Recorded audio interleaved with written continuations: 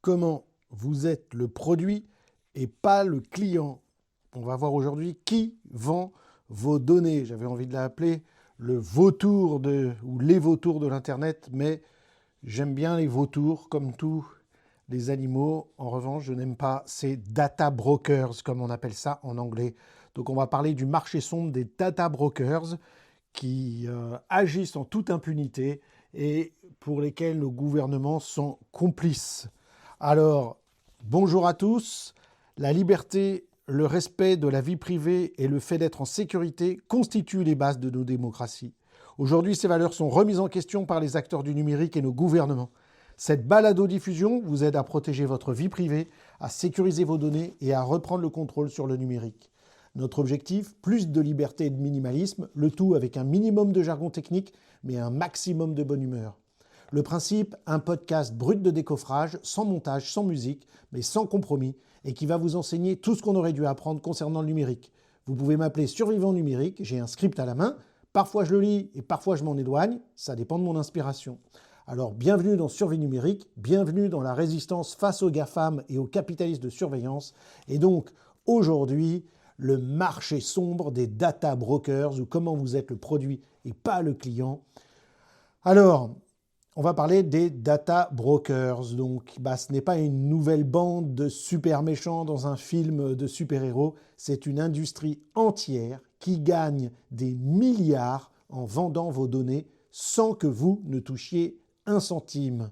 En fait, on va voir comment faire face à ces gens-là, comment protéger nos secrets. Et aujourd'hui, on va découvrir qui est en train de vendre votre âme, enfin votre profil numérique à des prix dérisoires. Alors imaginez que vous entriez dans un supermarché. Vous prenez un panier, vous choisissez vos produits, vous payez à la caisse, sauf que dans ce supermarché, c'est vous qui êtes le produit. Et le vendeur, c'est vous, sans même le savoir.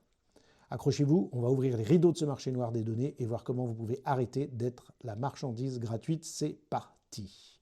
Alors un data broker, c'est le courtier en données. Un courtier en données, c'est une entreprise qui collecte, agrège, analyse et revend des informations sur vous.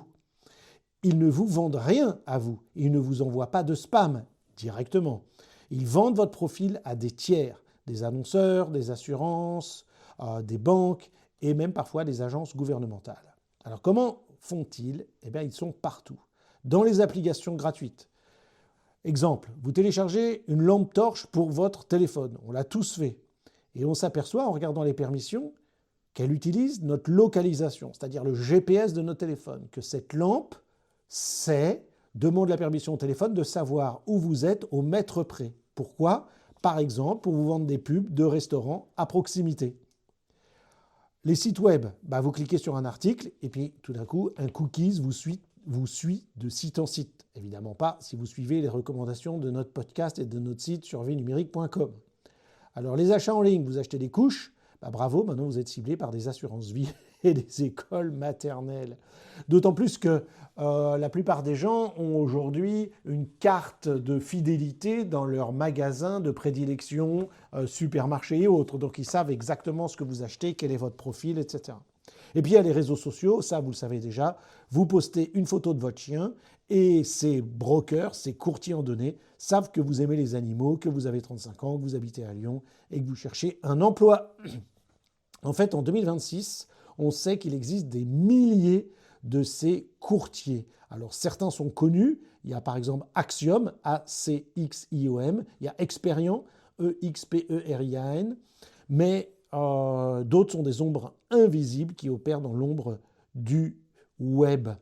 Et en fait, en France, on estime qu'il y a environ 1000 courtiers en données, 1000 entreprises qui revendent nos données.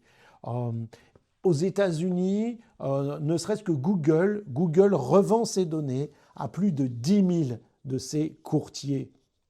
Alors combien vaut votre profil ? Quel est le prix de votre âme pour ces vautours ? Désolé pour les vautours. C'est la question qui fâche. Combien vaut un humain en ligne ? Selon les rapports de 2026, un profil complet avec nom, adresse, historique d'achat, centre d'intérêt, santé, opinion politique peut se vendre entre 50 et 200 $ sur le marché gris. Ce n'est pas du marché noir, c'est le marché gris. Vous avez bien entendu. Votre vie entière, vos habitudes, vos peurs, vos rêves, tout ça, ça vaut moins qu'un bon steak dans un restaurant branché. Ouais, parce qu'évidemment, un bon restaurant. Hein, sinon, pour 50 €, moi, j'ai jamais mangé autant. Mais bref, j'ai jamais été dans un restaurant 1 étoile, 2 étoiles ou 3 étoiles. Mais bon, voilà, c'est l'idée en fait. Le pire dans tout ça, c'est que vous ne touchez rien. Vous ne recevez pas de droits, de royalties comme on dit, quand votre profil est revendu à une assurance pour augmenter votre prime. Vous ne recevez pas de bonus quand un annonceur vous cible avec une pub pour des lunettes de soleil alors que vous êtes allergique au soleil. C'est comme si vous travailliez gratuitement pour une entreprise et que cette entreprise vendait votre temps de travail à des tiers et vous, vous ne touchez pas un sou. Alors, 3 scénarios de cauchemar de ce qu'ils font avec vos données. Et ici, à Surveiller Numérique, je suis en train de vous dire, il faut vous inquiéter de ça. Il va falloir prendre des mesures pour arrêter ça. On ne peut plus continuer ainsi. C'est hyper important. Donc, 3 scénarios. Le ciblage publicitaire hyper personnalisé, c'est un peu le harceleur numérique, si vous voulez. Vous avez parlé à une amie, un ami sur WhatsApp de « j'ai envie de faire un voyage à Bali ». Et comme par hasard, 2 heures plus tard, vous avez des pubs pour des hôtels à Bali sur Instagram. Alors comment ils font ? Ces brokers, ils croisent vos données de navigation, vos messages, si l'application n'est pas chiffrée, évidemment, et vos achats. Ici, à Survie Numérique, on ne recommande que des applications chiffrées de bout en bout. Donc, si vous utilisez des messageries non chiffrées, eh bien, évidemment, ils prennent toutes ces informations-là. Ils savent ce que vous voulez, même avant vous. Ils peuvent manipuler vos choix, vous pousser à acheter des choses inutiles et même vous cibler avec des produits dangereux, tabac, jeux d'argent, etc. Et surtout, si votre profil indique une vulnérabilité, parce que ça, c'est des vautours, ils voient quelqu'un qui ne va pas très bien et ils vont l'achever. Bien sûr, on le voit de plus en plus avec les jeunes et les réseaux sociaux, avec tout ce qui pousse au suicide, au comportement autodestructeur, etc. On l'a vu, il y a des expériences qui ont été faites par des journalistes. En quelques minutes, on crée un faux profil d'adolescent, etc. Et en quelques minutes, en fonction de quelques questions et de quelques publications que vous faites, on va vous présenter des choses qui conduisent à l'anorexie, au suicide, à des comportements déviants, etc. Deuxième stratégie, la discrimination algorithmique, qu'on appelle aussi le tri social. Et c'est le plus grave, parce qu'ils vendent des profils à des assureurs, des employeurs, des banques. Je vous donne un exemple. Vous postulez un emploi et l'employeur achète vos profils. Évidemment, en théorie, surtout en France, ils n'ont pas trop le droit de faire ça. Mais ils le font quand même. Ils voient que vous avez acheté des médicaments pour la dépression il y a 3 ans. Vous ne le savez pas. Vous avez envoyé, comment dirais-je, un CV. Eux, ils ont fait leur petite enquête de leur côté et ils vont vous rejeter sans vous le dire. Non, votre poste, vous n'êtes pas, votre CV ne convient pas. Autre scénario, vous demandez un prêt. La banque voit que vous habitez dans un quartier à risque, d'après leurs données. Alors ça, c'est un truc fréquent aux États-Unis, cette histoire de regarder les quartiers, etc. Et ils vont vous proposer un taux d'intérêt plus élevé. Donc ça, c'est une métaphore que j'ai prise parce qu'elle est très connue aux États-Unis. Chez nous, en France, c'est plus opaque, on ne sait pas trop ce qu'ils font. Mais c'est certain qu'il y a de plus en plus d'inférences sur qu'est-ce qu'il fait, quel est son profil, etc. Je vous le dis, si vous allez sur Google et vous écrivez, alors évidemment nous on préfère utiliser Startpage plutôt que Google, vous écrivez entre guillemets votre prénom et votre nom, Jean Bon, et vous regardez tout ce qu'il y a sur vous. Et c'est ce qu'on appelle l'OSINT. On avait vu l'intelligence ou la capacité à trouver des données gratuitement sur le web, rien qu'avec des moteurs de recherche et en regardant vos réseaux sociaux, etc. Un ingénieur, un spécialiste de l'OSINT, en quelques minutes, en une dizaine de minutes, 15 minutes, avec les bons outils sur son ordinateur, il arrive à faire un profil très complet de qui vous êtes, ce sur quoi vous avez posté, vos photos, vos opinions politiques, etc. etc. Évidemment, ça c'est vrai si vous avez utilisé le même mail pour tous vos comptes, si vous publiez sur les réseaux sociaux, etc. Mais aujourd'hui, c'est le cas de presque tout le monde. Donc en quelques minutes, il a toutes les informations dont il a besoin de savoir sur vous. Et évidemment, à ce moment-là, si c'est un banquier, si c'est un assureur, si c'est je ne sais pas quoi, il va avoir plein d'informations sur vous et pouvoir vous affecter d'une manière ou d'une autre, vous refuser telle et telle chose. Le problème qui est très grave là-dedans, c'est que vous ne savez pas que vous êtes discriminé. Vous ne ne savez pas pourquoi vous avez été refusé. C'est une injustice invisible. Alors, il y a le troisième cas de figure, c'est la vente de vos données à des acteurs malveillants, le vol d'identité. Parce que, vous le savez, les données finissent entre de mauvaises mains presque toujours. Les pirates achètent des bases de données complètes sur le dark web. Dès qu'il y a des piratages, tous les comptes Free ont été piratés, SFR en 2025, en 2026, c'est le centre, c'est les impôts, puis c'est les cartes d'identité, puis il y a eu je sais plus quoi, l'éducation nationale, et puis il y a eu je sais pas quoi avant, etc. etc. Du coup, les pirates, ils sont pleins de données sur vous, très précises. Donc vous recevez des appels de pirates. Évidemment, ils ne se disent pas qu'ils sont pirates, mais qu'ils se font passer pour des tas de gens qui connaissent votre nom, votre adresse, votre date de naissance, même le nom de votre première école, et ils vous appellent et ils vous disent « Bonjour, je suis Monsieur Dupont, je suis de la banque, on a remarqué une activité suspecte, etc. C'est bien vous, Monsieur Machin, votre date de naissance, bidule chouette, votre école, bidule chouette, etc. » Et comme ils ont toutes vos données, ils semblent légitimes. Et vous, du coup, vous paniquez parce que ça a l'air tellement vrai. Donc ça, c'est hyper important. Alors, comment se protéger? Quelle est la trousse de survie anti-courtier en données, l'algorithme anti-algorithme? Comment arrêter, en gros, d'être la marchandise? Alors, je vous ai listé 4 stratégies concrètes. Alors, il y en a une que je maîtrise moins que les autres, et vous me pardonnerez, je vais quand même l'évoquer. Il faudra faire des recherches, et je les ferai plus tard, mais je voulais quand même vous faire ce podcast maintenant, parce que c'est tellement important ce qui se passe, et de connaître ça. Donc, première stratégie, c'est ma préférée, c'est la règle du moins c'est mieux, c'est la minimisation, je vais y arriver, des données.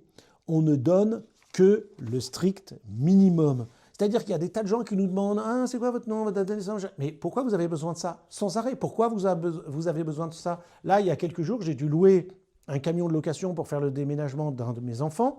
Et il me demandait des tas d'informations, et ma carte d'identité, un justificatif de domicile, et il voulait photocopier ma carte d'identité, et mon permis, recto et verso, etc. Donc moi, j'ai dit, attendez, là, vous n'avez pas le droit de faire ça. Donc j'ai dit, je vous donne une photocopie, je raye la photocopie, j'écris donner à telle personne, tel magasin, telle date, dans le but de location de camion. Donc ça empêche que cette carte d'identité et ce permis de conduire, ça soit utilisé pour autre chose. Donc ça, c'est par exemple un truc. Mais quand on nous demande des tas de données, pourquoi quand on veut s'inscrire à une simple newsletter, on nous demande notre nom, notre prénom, notre date de naissance, notre lieu de naissance, puis souvent on nous demande notre catégorie socio-professionnelle, quelle est votre profession. Très souvent on nous demande ça, dans quelle catégorie de revenus vous avez, vous êtes, etc. Puis parfois on nous demande des trucs sur nos hobbies, ceci, cela. Donc non. Parfois, vous avez la petite étoile, la petite astérix, le petit astérix qui nous dit, c'est un ou une astérix, je ne sais plus, qui nous dit ça c'est obligatoire, ou on ne peut pas continuer tant qu'on n'a pas rentré ça, mais dans ce cas-là, ne mettez rien dans le facultatif. Et s'il y a des trucs obligatoires, pour quelque chose qui n'est pas évidemment un prêt à la banque ou des assurances, etc., là je vous encourage à dire évidemment la vérité. Mais vous pouvez mettre des faux trucs, Si ce que vous voulez, c'est accéder à une lettre d'information, un guide, un je sais pas quoi, un site anodin pour faire des achats ou je sais pas quoi, mettez des faux trucs. Voilà. Donc, évitez de partager vos données comme ça, par-ci, par-là. Moi aussi, ma recommandation, faites bien attention à vos réseaux sociaux, que seuls vos amis puissent voir. Ne mettez rien sur le public. Il n'y a aucune raison que vous partagiez des choses au public, que ce soit vos photos, votre adresse ou quoi que ce soit. Ne partagez pas vos données, mais votre adresse. C'est très important. Alors, utilisez des mails jetables. Ça, c'est très important. Pour vous inscrire à un site, utilisez ce qu'on appelle des adresses jetables. Alors, il y a des... Moi, j'utilise Simple Login, qui appartient maintenant à Proton, ou des alias qui peuvent être créés dans Proton Mail ou dans Tuta, mais ne donnez jamais votre email principal. Ça, c'est très important. Alors, les pseudonymes, utilisez-les au maximum. Pourquoi mettre votre vrai nom partout? Le bon vieux temps du web, où moi, quand j'étais jeune, on mettait des pseudos partout, sur les forums, partout. C'est important. Donc, pour les forums, les jeux en ligne, même des inscriptions sur des tas de sites, etc., ou des newsletters, moi, je mets toujours, quand je m'inscris à une newsletter, un email spécifique pour cette newsletter et un faux nom, un pseudonyme. C'est tellement rigolo. Pourquoi donner mon vrai nom partout? Il n'y a rien de mal. Évidemment, si je suis interrogé par la police, je donne mon vrai nom et ma carte d'identité, mais à part la police, qui a besoin de savoir mon vrai nom? Si, je vous disais, souscrire à une assurance, un emprunt bancaire, évidemment. C'est la même chose, j'ai envie de dire, pour ma signature. On nous demande tout le temps de signer des listes de présence lorsqu'on vient à un cours, ou je ne sais pas quoi, des pétitions, etc.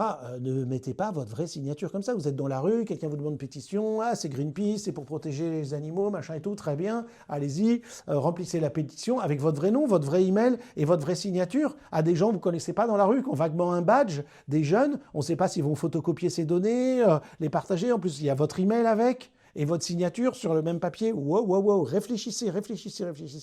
Donc ça c'est règle numéro 1, en sécurité, etc., on réfléchit. Et puis refusez les cookies. Quand un site vous demande d'accepter les cookies, dites non, ou personnaliser et désactiver tout ce qui n'est pas essentiel. Alors, moi je vous recommande uBlock Origin, c'est une application géniale pour votre navigateur internet, et dedans, il faut aller dans les préférences plus avancées, on peut faire en sorte de cocher, de refuser les cookies systématiquement, et vous ne verrez plus jamais apparaître les trucs de cookies. Puis de toute façon, moi, dès que je ferme mon navigateur internet, il supprime tous les éventuels cookies qui ont pu être enregistrés systématiquement. Et ça se paramètre très bien dans votre navigateur internet, à la fermeture, supprimer tous les cookies. Bon. Ça, c'était solution numéro 1. Comment je l'ai appelé déjà la règle du moins c'est mieux. Solution numéro 2, la purge active, ce qu'on appelle opt-out, O-P-T, trait d'union, out, O-U-T. Il est possible de demander à ces data brokers de supprimer vos données. Alors c'est fastidieux, mais ça peut fonctionner. Il existe aujourd'hui, c'est là où je m'y connais moins parce que je ne l'ai jamais testé et j'aime bien tester avant de recommander quelque chose. Donc là, je fais un peu exception. Il existe des outils d'automatisation. Il y a des services qui s'appellent Delete Me ou Incogni ou Optery, en tout cas en 2026. Ils scannent un peu les différents data brokers et ils envoient automatiquement des demandes de suppression automatique. Sinon, il faut faire des recherches sur Internet, je ferai peut-être un article là-dessus une fois. On peut aller sur les sites des grands brokers, j'ai cité Axiom, il y a White Page, je suppose qu'en anglais on dit Pages, et il y en a d'autres, et il faut trouver la section Opt-out ou Privacy, P-R-I-V-A-C-Y. C'est long, mais ça réduit votre empreinte, donc ça peut valoir le coup. Voilà, ça c'est la purge active, l'opt-out. J'ai envie de dire dans la même idée, tous les comptes que vous n'utilisez plus, ne les laissez pas en suspens. Ne les désactivez pas, supprimez-les. Avant ça, il y a toujours une option de dire « supprimer mes données ». Admettons, vous ne voulez plus utiliser votre compte Netflix ou votre compte Google, très bonne chose, ou votre compte Amazon, excellent, ou votre compte je ne sais pas quoi. Vous allez vous connecter, puis vous mettez, c'est obligatoire maintenant dans la loi RGPD, etc. Vous mettez supprimer mes données, voir mes données, supprimer mes données, et vous leur demandez la suppression des données. Parfois, il y a un délai ou quoi que ce soit. Donc, s'il y a un délai, attendez le délai que ce soit fait. Ils vont vous envoyer un mail normalement quand c'est fait. Et ensuite, vous supprimez votre compte. Comme ça, ils auront supprimé toutes vos données, puis vous supprimez le compte. Donc, c'est ces choses. Même chose pour les réseaux sociaux. Supprimer Instagram, supprimer un maximum de comptes, Facebook, etc. Est-ce que vous avez vraiment besoin? Est-ce que ça vous apporte vraiment une qualité de vie? Est-ce que vous feriez mieux pas de discuter autrement avec vos proches, vos amis, votre famille? 3. Le chiffrement et l'anonymat, un peu le masque numérique en quelque sorte. Il y a 3 points qui sont importants pour moi. 1. Utilisez pour naviguer sur Internet des navigateurs privés. Réfléchissez un peu. Si j'ai accès à votre navigateur Internet, si je vois rien d'autre que ce que vous faites dans votre navigateur Internet, vous allez sur votre banque, vous allez faire des achats, vous faites des recherches sur Internet, vous visitez différents sites. Et si je vois tout ce que vous faites, je sais tout sur votre vie. Vous regardez les réseaux sociaux, vous regardez des vidéos, je sais tout. En plus, si j'ai accès à ça, comme c'est le cas de certains modules, extensions, etc., qui sont un peu malveillantes et qu'on télécharge par mégarde sur Internet, je peux même avoir accès à tout ce que vous tapez dans le navigateur Internet, y compris tous vos mots de passe. Donc, ce n'est pas du tout anodin. On sait que, par exemple, Google, avec son navigateur Chrome, il espionne tout ce qu'on fait. Ils ont dit, il y a des années, on va arrêter de le faire, on va arrêter les cookies, on va arrêter ceci, cela. Et en fait, à ce jour, en 2026, ils le font toujours. De toute façon, Google est une entreprise publicitaire. Plus de 80% de ses revenus, c'est la pub. Google vend à 10 000 data brokers. C'est pas pour rien qu'ils fournissent des services gratuits. Il faut bien qu'ils se rémunèrent quelque part. C'est une entreprise multimilliardaire. Vous croyez que cet argent, il vient d'où? Donc il faut arrêter d'être le produit. Donc on n'utilise pas Google Chrome, on remplace ça soit par Brave, le navigateur Internet Brave, qui est un Chrome amélioré, comment on pourrait dire, confidentialisé et sécurisé, ou encore mieux pour sortir de ce modèle Chrome, parce que Chrome c'est clairement un outil de collecte de Google, on utilise Firefox, le navigateur très connu, un des premiers navigateurs, et vous rajoutez l'extension uBlock Origin. Et là, ça va enlever le pistage, le suivi, les publicités. Vous ne verrez plus de publicité, c'est extraordinaire. Donc première chose, un navigateur privé. Deuxième chose, le moteur de recherche. Arrêtez de faire des recherches dans Google et de lui dire tout ce qui vous intéresse dans la vie. Encore une fois, Google, c'est une entreprise publicitaire qui revend toutes vos données. Donc, utilisez un moteur de recherche privé et respectueux de la confidentialité et qui sécurise ces données. Vous connaissez certainement, vous avez entendu certainement parler de DuckDuckGo. C'est bien, ça reste une entreprise américaine. Je préfère startpage.com qui utilise en fait les mêmes résultats que Google. En fait, ce qu'il prend, c'est qu'il prend les données sur Google, mais il les anonymise et il vous les renvoie anonymisées. Et startpage.com fait un excellent boulot. Et sauf erreur de ma part, c'est aux Pays-Bas. Donc c'est plus sécurisé par les lois européennes, RGPD, etc. Ils ne vous pistent pas, ils ne vous suivent pas, ils ne revendent pas vos données. Donc DuckDuckGo ou ma préférence Startpage que vous trouvez sur startpage.com. Start, vous savez comment ça s'écrit, et page comme une page. Startpage.com si vous voulez. Troisième, on va dire pilier très important, c'est de chiffrer tout ce que vous faites, c'est de sécuriser tout ce que vous faites sur Internet. Pour ça, il faut utiliser, vous avez certainement entendu ce nom, un VPN, Virtual Private Network, un réseau privé virtuel. C'est très important. Il va masquer votre adresse IP, l'adresse de votre ordinateur et votre localisation. Mais attention, aujourd'hui, il y a plein d'entreprises data brokers qui créent des VPN pour dire utilisez un VPN pour sécuriser vos données et qui en fait ne font que les collecter pour les revendre. Et en plus, vous payez pour ce VPN. C'est une honte, c'est un scandale. Donc il y a quelques VPN qui sont très sérieux, qui sont très bien, 3-4, pas beaucoup. Ma recommandation, ProtonVPN, évidemment, ils ont un VPN payant, mais la version gratuite, elle fonctionne très bien. Pour la plupart des gens, ça sera parfait. Vous ouvrez un compte chez Proton, vous installez ProtonVPN sur votre téléphone et sur votre ordinateur, sur tous les ordinateurs que vous utilisez, les tablettes, etc. C'est hyper important et vous vous assurez que ce VPN se met en route dès que vous allumez votre ordinateur et votre téléphone. C'est très facile à faire de telle sorte que vous êtes tout le temps protégé. Ce n'est pas un anonymat, mais ça sécurise vos données. Ça crée une sorte de tunnel entre vous et les sites sur lesquels vous naviguez. C'est hyper important, VPN. 4. La vigilance permanente. Être un détective privé. 1. Vérifier vos données.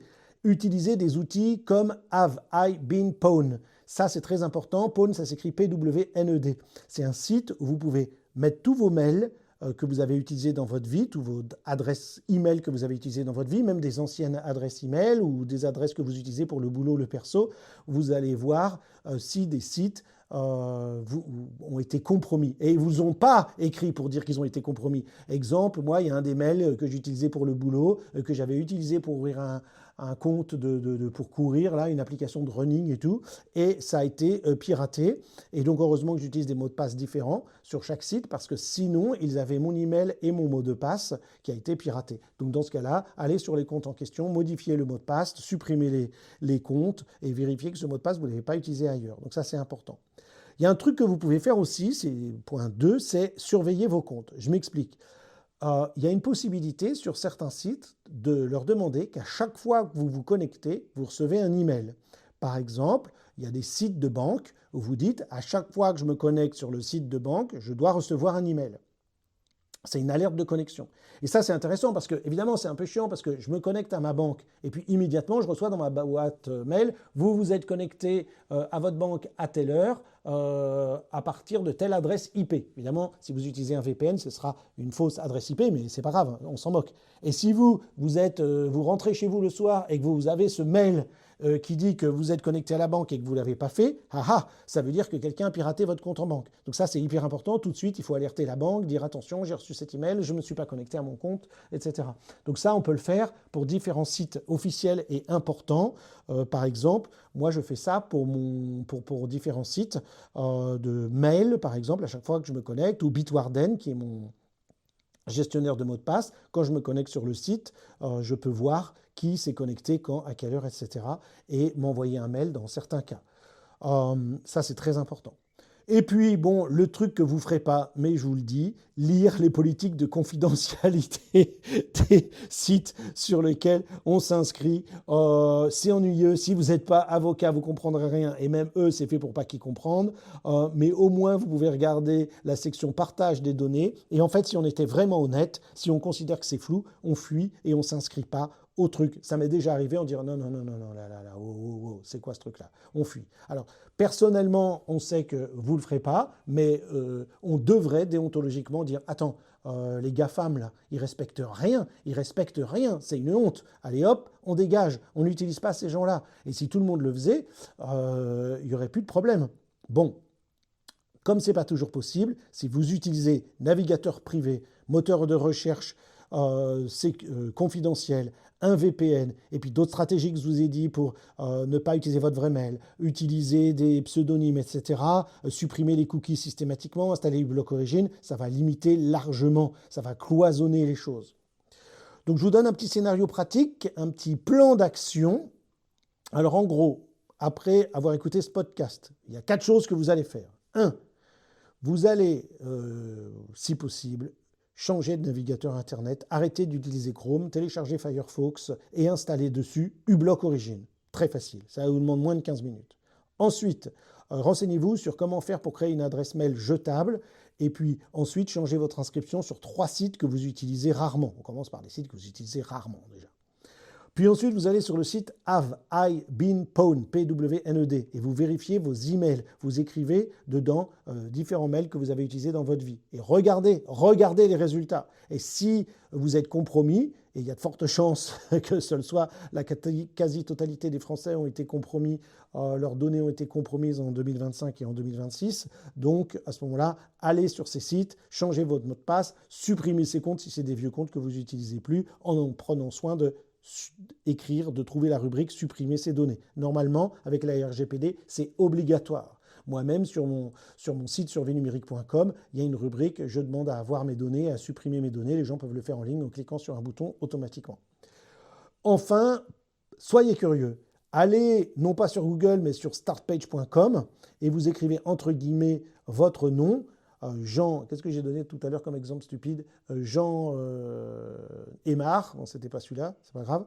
Et vous tapez le signe plus et entre guillemets data broker, data D-A-T-A, broker B-R-O-K-E-R. Donc votre nom entre guillemets, le signe plus, data broker. Et regardez si vous trouvez des profils, vos profils. Regardez un peu les différents sites et voir si vous pouvez faire un processus d'opt-out de purge de vos données de ces sites-là. Normalement, la loi l'oblige, mais beaucoup de ces sites, c'est des sites américains et donc là, ils s'en foutent complètement de la loi européenne. Donc là, déjà, je dirais qu'en faisant ça, là, vous allez réduire largement votre exposition d'environ 30%. Mais c'est énorme, c'est un tiers, hein, c'est hyper important.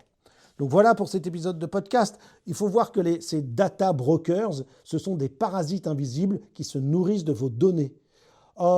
C'est pas qu'ils veulent du mal, c'est pas des pirates à proprement parler. Ils veulent juste votre argent, de l'argent. Enfin, c'est pas qu'ils veulent votre argent, contrairement aux pirates qui veulent vous pirater. Mais à cause de ces data brokers, il y a plein de pirates qui vont nous pirater. Mais ils veulent de l'argent fait sur notre dos. Et avec les outils que je vous donne, évidemment, il y en a beaucoup plus dans mes formations, etc., vous avez les moyens de les combattre.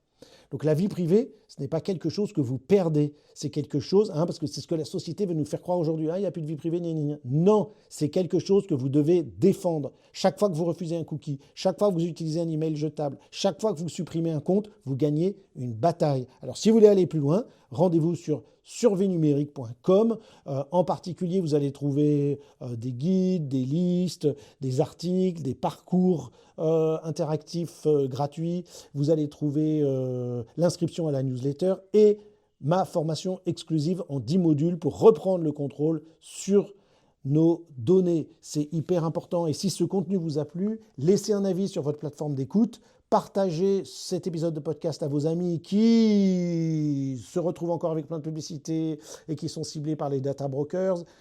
Inscrivez-vous, je viens de le dire, à notre infolette sur la page d'accueil. Et puis rejoignez, si vous prenez les choses au sérieux, notre formation en 10 modules pour maîtriser votre vie numérique. La prochaine fois, on parlera d'un autre sujet crucial pour votre sécurité. Et d'ici là, ne laissez pas votre vie privée être négociée par des algorithmes. Bah oui, parce que tout ça, les data brokers, c'est des algorithmes, c'est des IA, des intelligences artificielles qui font tout ça automatiquement. Soyez conscients, soyez vigilants, soyez proactifs et rappelez-vous, praemonitus, premunitus. J'y arrive de mieux en mieux. Celui qui est prévenu et prémuni, un humain averti en vaut deux.